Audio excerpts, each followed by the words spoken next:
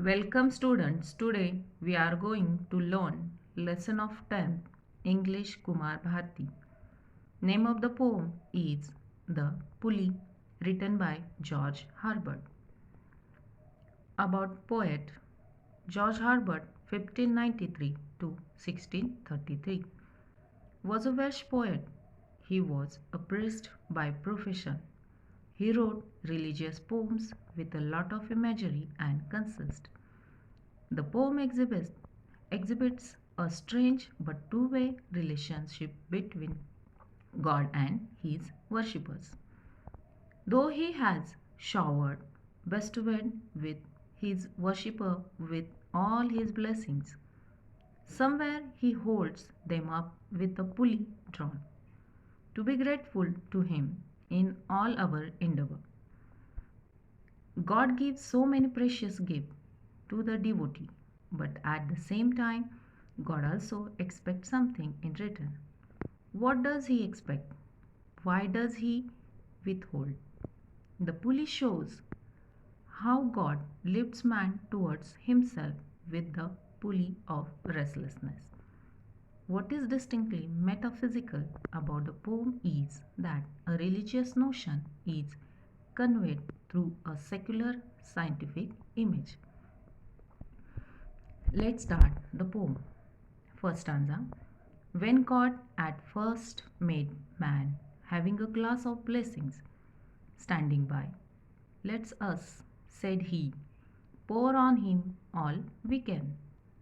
Let the world's riches, here riches means wealth, bounties, which disperse means scattered, lie, contract into a span. Here contract means collect together.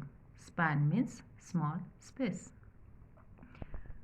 The poet says that at the time when God first created man, he had a glass of blessings standing by. He thought that he would be generous and shower on man all the gifts possible. God intended that all the treasures of the earth which lay scattered should be collected and concentrated in the small space he had created, which was man. Second stanza. So strength first made a way, then beauty flowed, then wisdom, honor, pleasure. When almost all was out, God made a stay, perceiving that alone of all his treasures rest in the bottom lay. In second stanza, the first gift God gave man was strength. This was followed by beauty, then wisdom, honor, and pleasure. When nearly all the gifts had been bestowed on man, God stopped a while. He noticed that of all the treasures, only one gift remained at the bottom of the glass, and that was rest. Third stanza. For if I should, said he, bestow this jewel. Here, bestow means gives as a gift to. Jewel means precious, valuable thing. Here, rest. Also on my creature, he would adore. Adore means love very much. My gifts instead of me. And rest in nature, not the God of nature. So, both should losers be.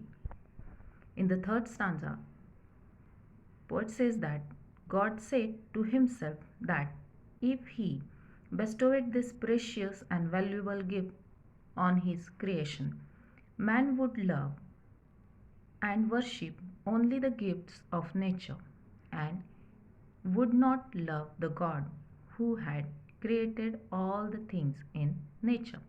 Thus, both God and man would finally lose each other. Fourth stanza. Yet let him keep the rest, but keep them with repining restlessness. Here, repining restlessness means continuous anxiety due to dissatisfaction. Let him be rich and weary. Weary means very tired. That at last If goodness lead him not, yet weariness may toss him to my breast. Here, toss means bring through clothes.